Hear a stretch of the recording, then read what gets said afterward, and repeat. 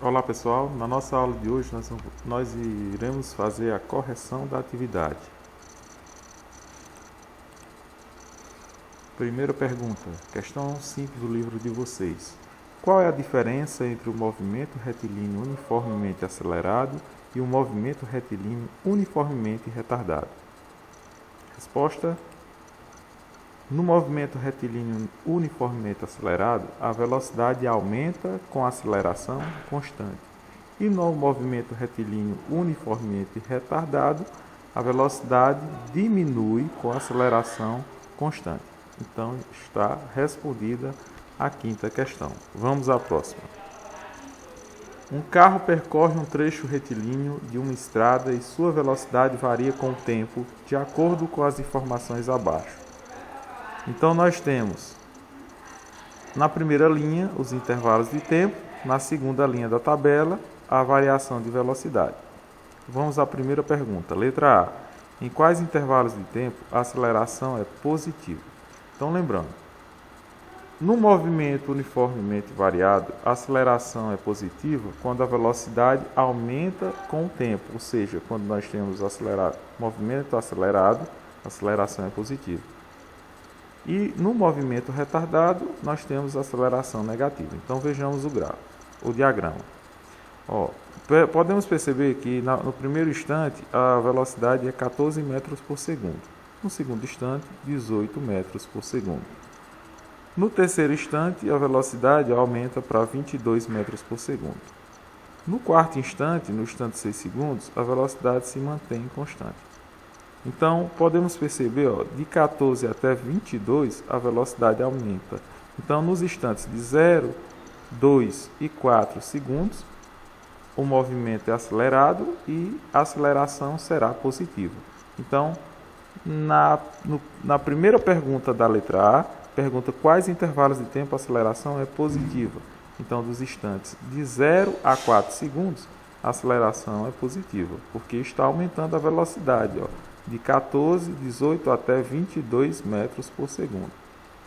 Segunda pergunta, e qual o intervalo de tempo a aceleração é negativa? Pronto, e negativa. Então, nós podemos perceber que passa um certo período constante, mantendo sempre a mesma velocidade, valor 22 metros por segundo. Aí, de 12 a 14 segundos, a velocidade começa a diminuir, de 22 para 20 metros por segundo. Depois cai para 18 metros por segundo, depois para 15 metros por segundo e finalmente chega em 11 metros por segundo. Então podemos perceber, daqui de 22 até 11, a velocidade diminuiu com o tempo. Então nós podemos dizer que o movimento é retardado e a aceleração é negativa. Então você pode responder nos instantes de 12 a 20 segundos, a aceleração foi negativa. Então está respondida a questão. A aceleração foi positiva dos instantes de 0 a 4 segundos e negativa dos instantes de 12 a 20 segundos. Então, letra A está respondida. Na letra B, ele pergunta: em que intervalo de tempo a aceleração é nula? Detalhe: a aceleração é nula quando o movimento se mantém constante, ou seja, quando a velocidade nem aumenta e nem diminui, a aceleração é nula. Por quê? Quando a aceleração aumenta, nós temos a aceleração positiva e o movimento é acelerado, ou seja, a velocidade aumenta com o tempo.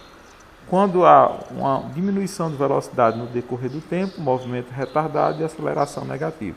Então, quando a aceleração nem aumenta e quando a velocidade não aumenta e a velocidade não diminui, nós temos a aceleração nula, ou seja, quando o movimento é uniforme. Então, podemos perceber aqui pelo diagrama que do instante 4 segundos até o instante 12 segundos, a velocidade se manteve a mesma, 22 metros por segundo. Portanto, entre 4 e 12 segundos, como a velocidade se manteve constante, a aceleração é igual a zero, porque a velocidade nem aumentou e nem diminuiu. Então, a aceleração será nula nesse intervalo de tempo. Então, a resposta, entre 4 a 12 segundos, a aceleração será nula e o movimento será uniforme. Então, está respondida a letra B. Vamos para C. Em qual intervalo o movimento do carro é uniformemente variado? Lembrando do conceito, o que é um movimento uniformemente variado?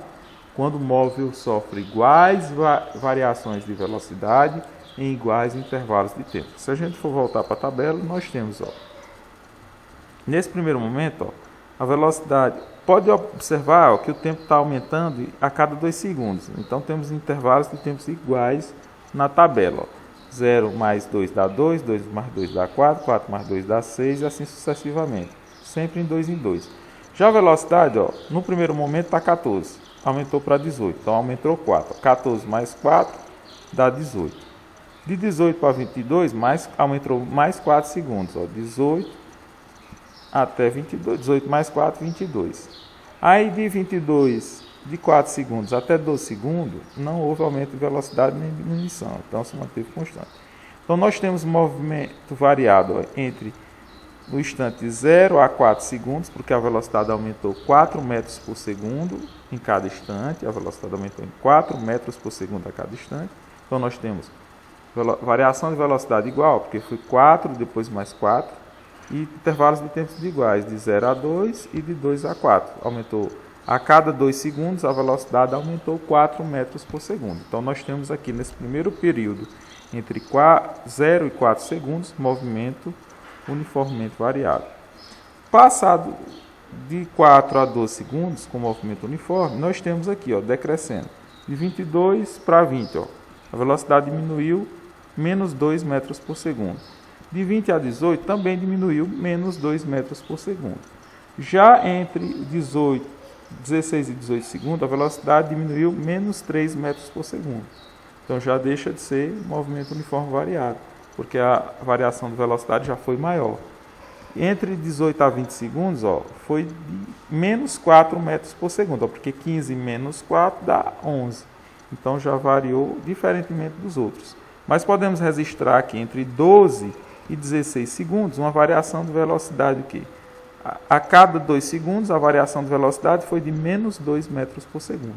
Portanto, nós temos movimento variado entre 0 e 4 segundos e entre 12 e 16 segundos. Então está respondida a letra C. De 0 a 4 segundos e de 12 a 16 segundos. Letra C respondida. Vamos para a próxima questão.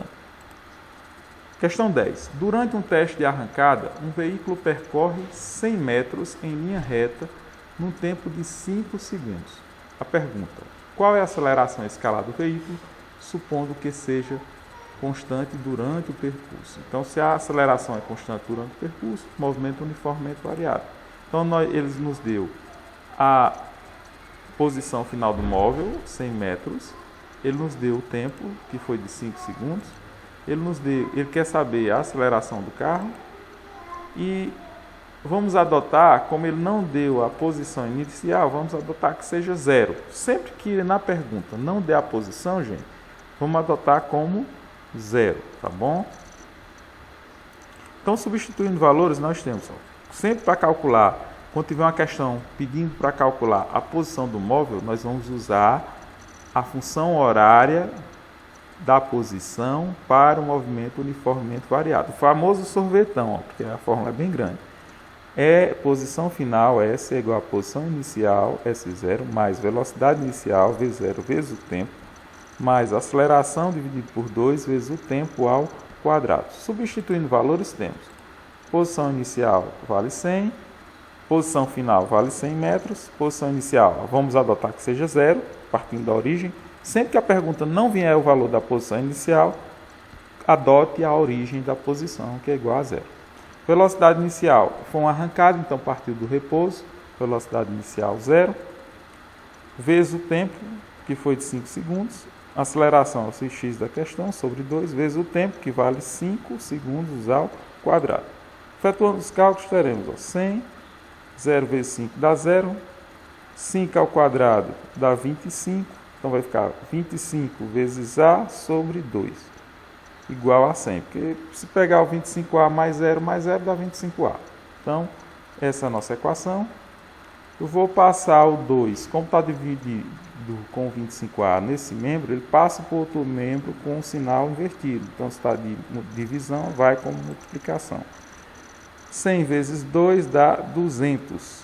Isolando A, nós teremos A igual a 200, passa o 25 para o outro membro dividindo. Então ficou 200 dividido por 25, que dará 8 metros por segundo ao quadrado. E descobrimos aí a aceleração produzida por esse veículo durante esse intervalo de tempo. Está respondida a questão 10. Questão 14. O sistema de freios de uma composição do metrô pode produzir uma aceleração escalar igual a menos 5 metros por segundo ao quadrado. A pergunta: a que distância da estação ele deve ser acionado quando a composição estiver com velocidade escalar de 72 km por hora?